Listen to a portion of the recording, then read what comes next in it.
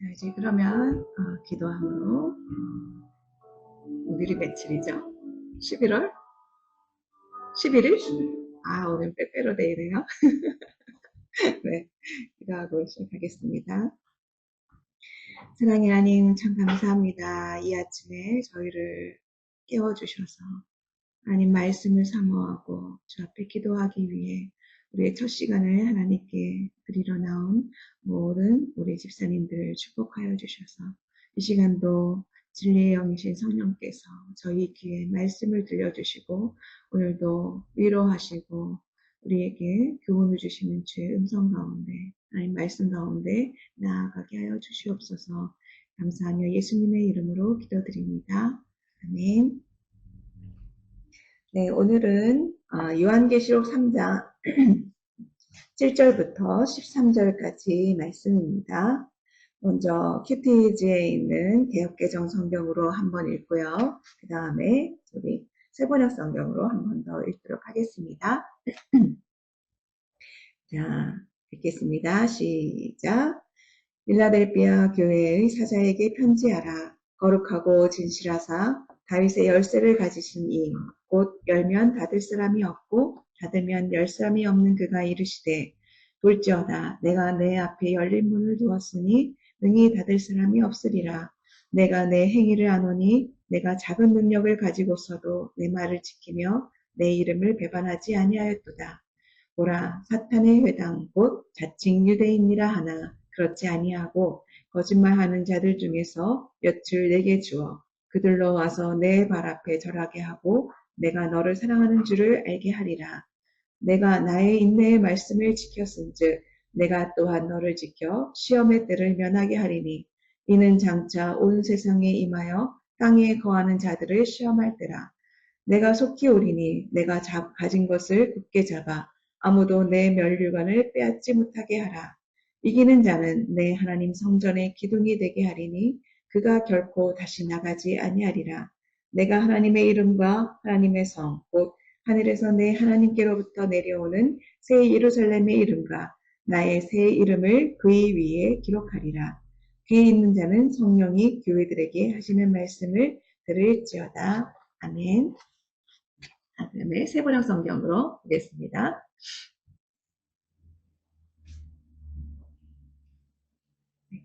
요한계시록 3장 7절부터 13절까지입니다.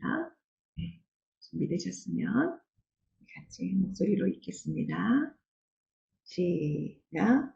빌라델비아 교회의 심부름꾼에게 이렇게 써보내라. 거룩하신 분, 참되신 분, 다윗의 열쇠를 가지고 계신 분, 여시면 닫을 사람이 없고 닫으시면 열 사람이 없는 그분이 말씀하신다. 나는 내 행위를 안다. 보아라, 내가 내 앞에 문을 하나 열어두었는데 아무도 그것을 닫을 수 없다. 내가 힘은 적으나 내 말을 지키며 내 이름을 모른다고 하지 않았다. 보아라, 내가 사탄의 무리에 속한 자들을 내 손에 맡기겠다. 그들은 스스로 유대 사람이라고 하지만 사실은 그렇지 않고 거짓말을 하는 자들이다. 보아라, 내가 그들이 와서 내 앞에 꿇어 엎드리게 하고 내가 너를 사랑하였다는 것을 알게 하겠다. 인내하라는 내 말을 내가 지켰으니 온 세상에 닥쳐올 시험을 받을 때에 나도 너를 지켜주겠다. 시험은 땅 위에 사는 사람들을 시험하려고 닥치는 것이다. 내가 곧 가겠다. 너는 내가 가진 것을 굳게 붙잡아서 아무도 내 면류관을 빼앗지 못하게 하여라. 이기는 사람은 내가 내 하나님의 성전의 기둥이 되게 하겠다. 그는 다시는 성전을 떠나지 않을 것이다. 나는 내 하나님의 이름과 내 하나님의 도시, 곧 하늘에서 내 하나님으로부터 내려오는 새 예루살렘의 이름과 또 나의 새 이름을 그 사람의 몸에 써두겠다. 귀가 있는 사람은 성령이 교회들에게 하시는 말씀을 들어라. 아멘.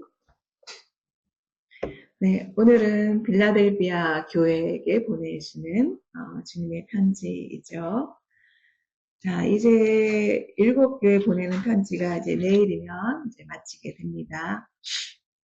이 빌라델비아 교회에 보내는 편지는 우리가 서머나 교회를 살펴봤을 때처럼 책망이 없는 교회예요. 빌라델비아 교회도 책망이 없이 주님으로부터 칭찬이 있었던, 그렇다고 해서 문제가 없었던 것은 아니죠. 빌라델비아 교회도 여전히 문제가 있었습니다. 그럼에도 불구하고 그것을 잘 견딘 그 빌라델비아 교회 성도들에게 주님으로부터 칭찬과 약속의 말씀을 주시고 계십니다. 우리가 이제 지금 계속 일곱 교회에 이제 계속적으로 이어진 패턴에 따라서 먼저 예수님에 대한 묘사를 살펴보도록 하겠습니다. 예수님에 대해서 뭐라고 여기 기록이 되어 있죠?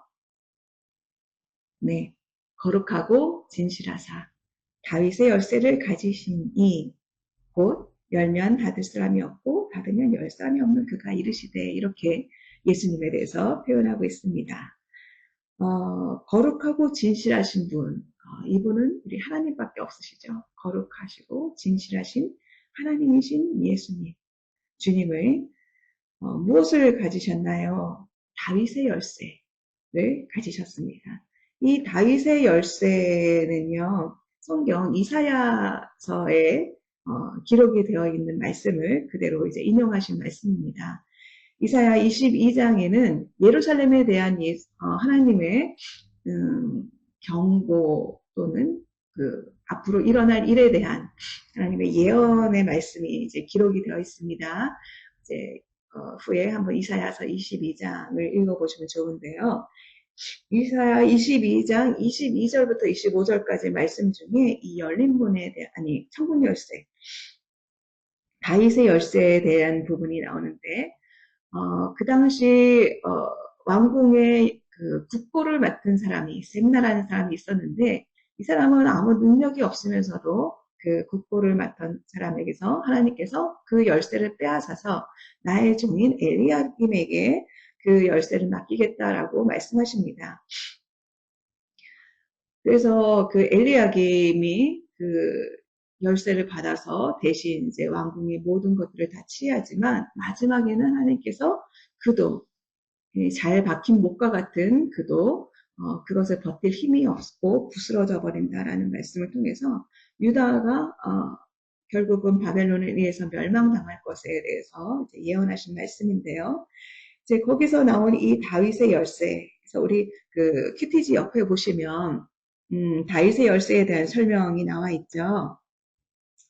왕의 가문을 완전히 다스린다는 뜻의 비유적인 표현이다, 이렇게 표현되면서 그리스도의 절대적인 통치 권세를 상징한다, 이렇게 얘기합니다.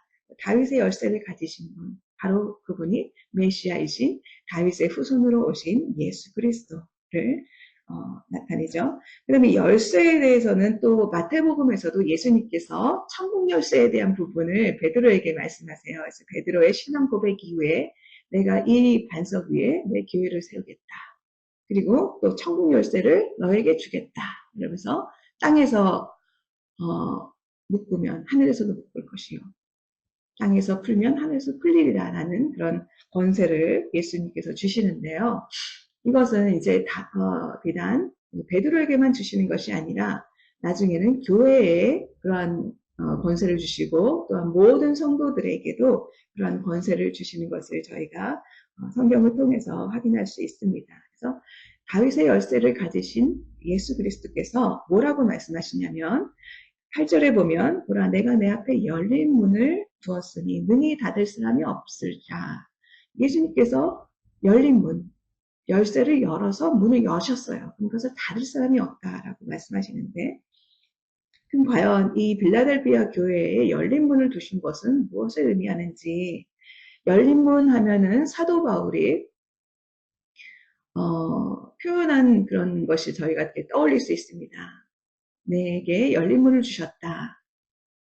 근데 이 사도 바울에게 있어서 표현된 열린 문과 이 빌라델비아 교회에 주신 예수님의 말씀하신 열린 문은 조금 약간 다른 의미를 가지고 있습니다. 사도 바울은 자신의 사역의 문을 열어주셨다는 그런 의미가 있고요. 근데 이 빌라델비아 교회에게는 사역의 문을 열어주셨다는 의미보다는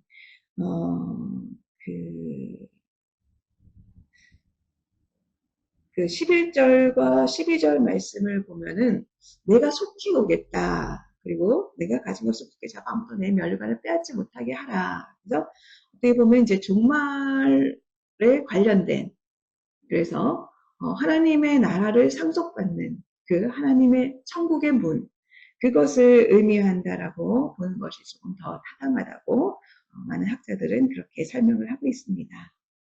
자, 이렇게 해서 예수님에 대한 표현이 끝나면 예수님께서 하시는 말씀은 내가 내 행위를 안다. 모든 교회에 똑같이 이렇게 말씀하시죠. 내가 안다. 네. 예수님께서 모든 교회의 사정을 다 아시고 말씀하시는데요. 그 필라델피아 교회는요, 필라델피아 지역에 이제 위치하고 있는데 이 필라델피아 교회를 누가 개척했는지는 자세히 기록이 되어 있지 않습니다. 사도 바울도 아니고 사도 요한도 아니었습니다. 하지만 이제 교회가 형성이 되었는데요. 이 필라델피아 지역은 좀 높은 지역, 해발이 높은 지역에 세워진 도시인데요. 포도 생산지로 유명하다고 합니다. 그리고 이 지역을 통해서 그 아시아로 가는 관문, 그런 관문이라고 표현할 정도로 그 농업과 상업이 발달한 그런 도시여서 부유했던 지역이라고 하네요. 하지만 이 빌라델피아 지역은 지진이 많았다고 해요. 그래서 지진으로 인한 피해, 그래서 건물이 많이 무너지고 그런 지역이었습니다. 그곳에서 많은 신전, 다른 교회에서도 살펴본 것 같이 똑같이 많은 신전이 있었고요. 종교 행사가 많은 지역이었습니다. 이런 지역에 있는 빌라델피아 교회 성도들은요, 예수님께서 평가하시는 것은 작은 능력을 가지고 있다라고 말씀하세요. 이 작은 능력을 가지고 있는 게 과연 무엇인가? 그것은 저희가 이제 그 세번역 성경에서는 뭐라고 표현하시냐면요, 내가 힘은 적으나 이렇게 표현하죠. 이것을 이제 그 원어를 잘 살펴보면요, 능력이 거의 없다라는 표현이라고 합니다. 능력이 거의 없다. 이것은 신분이나 지위 등 외적으로 능력이 좋지 않다라는 말이죠. 그것은 필라델피아 교회 성도들의 면면을 살펴볼 때 그렇게 부유한 사람도 없고 문벌이 좋은 사람도 없고 네? 외적으로 보기에 그런 사람들이 없다는 얘기죠. 그럼에도 불구하고 예수님의 말씀을 지키면서 예수님을 배반하지 않는 그런 성도였다고 예수님께서 평가하십니다.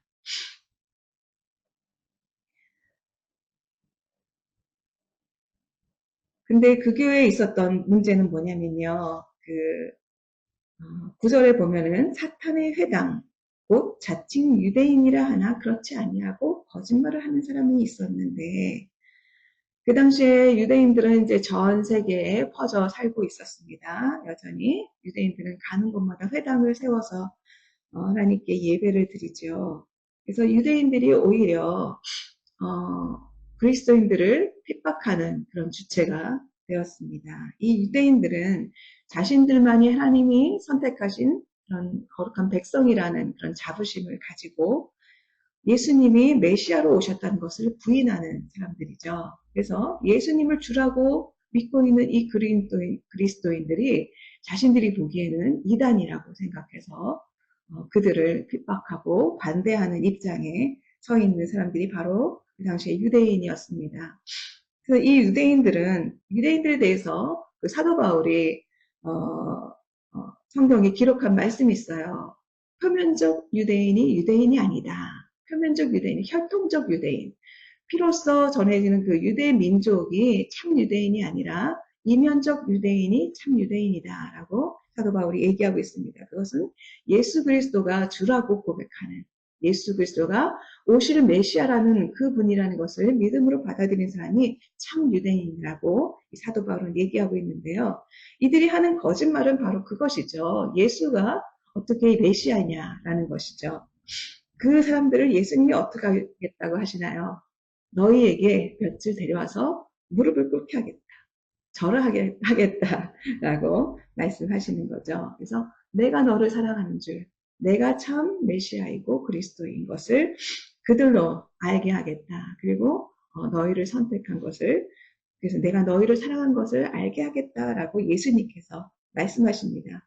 이것이 그 당시에 실제로 일어난 일이었는지 마지막 때에 그렇게 그들이 알게 된 것이라는 것인지는 정확하게 알 수는 없지만 어, 그 유대인들을 두려워하지 말고 나를 믿는 참 믿음을 굳건히 붙들라는 예수님의 그런 위로의 말씀이시죠. 그러면서 이제 10절에 너희가 나의 인내의 말씀을 지켰으니 내가 나도 너를 지키겠다. 그때가 뭐냐면 시험의 때를 면하게 하겠다. 라고 말씀하셨는데요. 이 시험의 때가 과연 무엇을 뜻하는 것인지, 그래서 여기서 설명을 하고 있습니다. 이는 장차 온 세상에 임하여 땅에 거하는 자들을 시험할 때라. 라고 얘기했습니다. 이 시험의 때는 누구를 위한 시험이냐? 땅에 거하는 자들을 시험하는 것이다. 라고 얘기하는데요. 이것은 땅에 거하는 자라는 표현은 예수 그리스도를 믿지 않는 땅에 속한 자들을 표현하는 말씀입니다. 그래서 하나님의 진노가 임하는데 예수 그리스도를 믿지 않는 땅에 속한 사람들을 향한 진노의 때, 우리 요한계시록 뒷부분을 이제 계속 보시면 그런 부분이 나올 텐데요.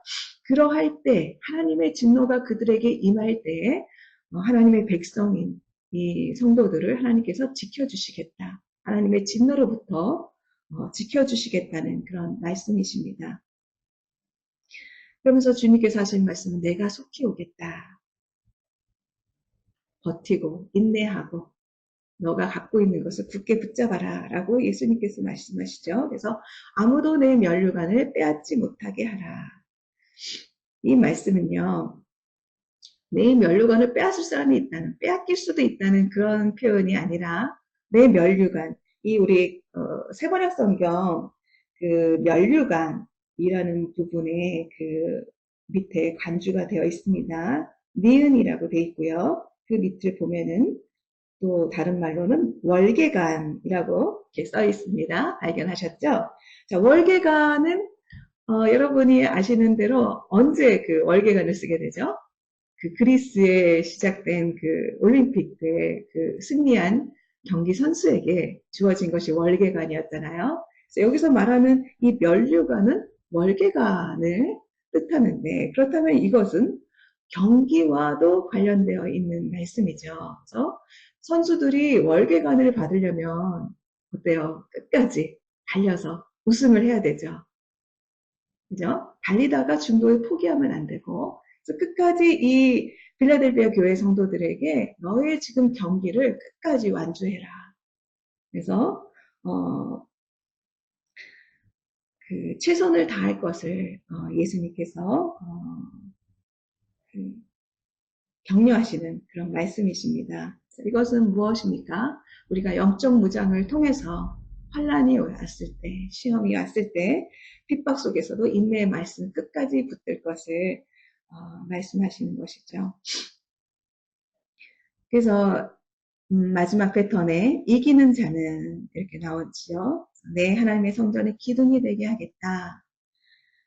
자, 왜 갑자기 이런 기둥에 대한 이야기가 나올까요?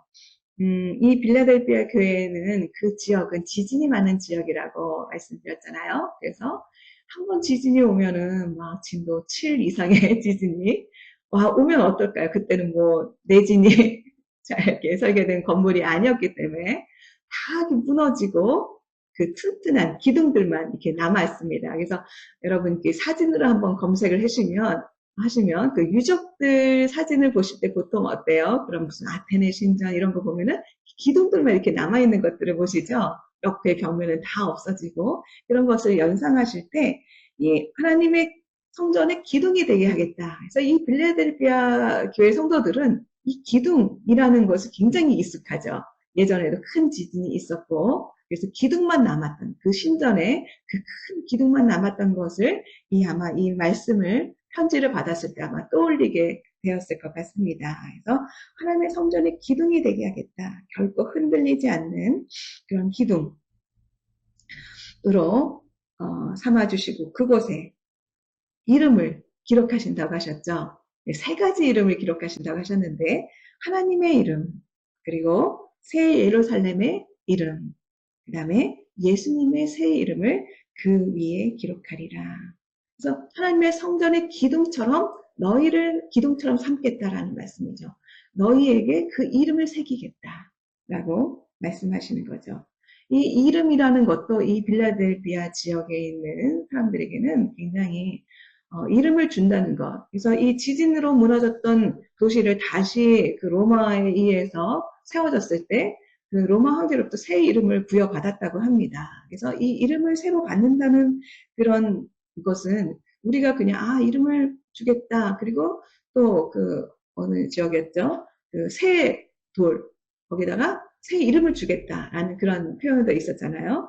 그것처럼 우리는 그냥 이름이지만 이 빌라델비아 지역에 있는 이 교회에는 이 새 이름이라는 것은 수여받는 이름, 그 명예를 알고 있는 것이었죠. 그래서 하나님의 이름을 너희에게 새기겠다. 새 예루살렘 성의 이름을 새기겠다.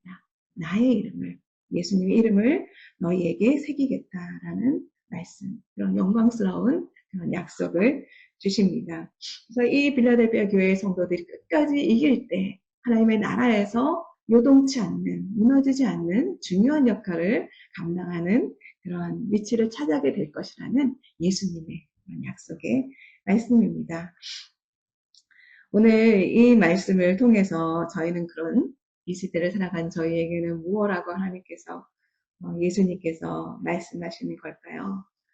우리 고린도전서를 잠깐 살펴보기를 원하는데요. 고린도전서 1장 27절부터 29절 말씀인데요. 제가 읽겠습니다. 그런데 하나님께서는 지혜 있는 자들을 부끄럽게 하시려고 세상의 어리석은 것들을 택하셨으며 강한 것들을 부끄럽게 하시려고 세상의 약한 것들을 택하셨습니다.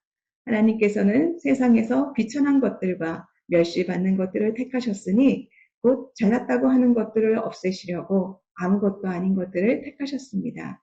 이리하여 아무도 하나님 앞에서는 자랑하지 못하게 하시려는 것입니다. 자, 이 고린도 교회에 주시는 하나님의 말씀이 바로 이 빌라델피아 교회 성도들에게 하시는 말씀과 너무도 닮아 있습니다. 그 당시에 그런 학식 있는 사람도 없었고요, 교회에. 그리고 부유한 사람도 없었고, 지위 있는 사람도 없었던 그런 빌라델피아 교회의 성도들이 그럼에도 불구하고 하나님의 말씀을 굳게 붙잡고 예수님의 이름을 배반하지 아니하는 그들의 그런 신앙의 모습을 볼 때 우리 아이노모르 교회도 정말 이런 26절 제가 읽을게요. 형제자매 여러분, 여러분이 부르심을 받았을 때에 그 처지가 어떠했는지 생각하여 보십시오. 육신의 기준으로 보아서 지혜 있는 사람이 많지 않고 권력 있는 사람이 많지 않고 가문이 훌륭한 사람이 많지 않았습니다. 참 우리 교회 상황과도 비슷한 그런 모습인 것 같습니다. 하나님은 세상의 약한 것들을 택하셔서 강한 자들을 부끄럽게 하신다고 하셨습니다. 그래서 지혜 없는 자들을 택하셔서 지혜 있는 사람들을 부끄럽게 하신다고 하셨는데 그것은 아무도 자랑하지 못하게 하려고 그렇게 하셨다라고 이 고린도전서에 말씀하고 있는데 오늘도 하나님이 우리를 택하신 것은 우리의 무엇을 보시고 하신 것이 아니라 창세전에 이미 우리를 택하신 것이죠. 우리를 하나님의 자녀가 되어서 하나님의 나라의 영광을 선포하고 드러내는 사람으로 우리를 만드시기 위해서 하나님께서 우리를 택하셨다는 사실. 그래서 예수님께서 우리에게 하시는 말씀은 끝까지 인내하여라. 외부적인 또 내부적인 그런 핍박이 올지라도 인내의 말씀을 끝까지 붙들고 살아가는 오늘 한 날이 되기를 바랍니다. 예수님은 다 아신다라고 말씀하시죠. 그래서 그들에게 내가 이것을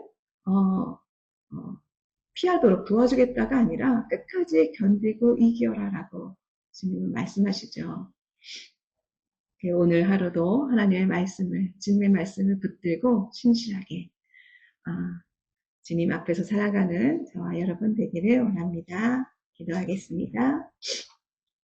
하나님 아버지 감사합니다. 오늘 빌라델비아 교회에게 보내시는 주님의 편지를 통하여서 우리의 능력은 적지만 우리의 가진 것은 없지만 우리가 주님의 말씀을 오늘도 붙들고 인내하며 살아가는 한 날이 될 수 있도록 도와주시옵소서. 그리하여서 주님으로부터 마지막 날에 칭찬과 영광과 존귀를 입는 저희 성도들 될 수 있도록 주님 축복하여 주시옵소서. 감사하며 예수님의 이름으로 기도드립니다. 아멘. 감사합니다.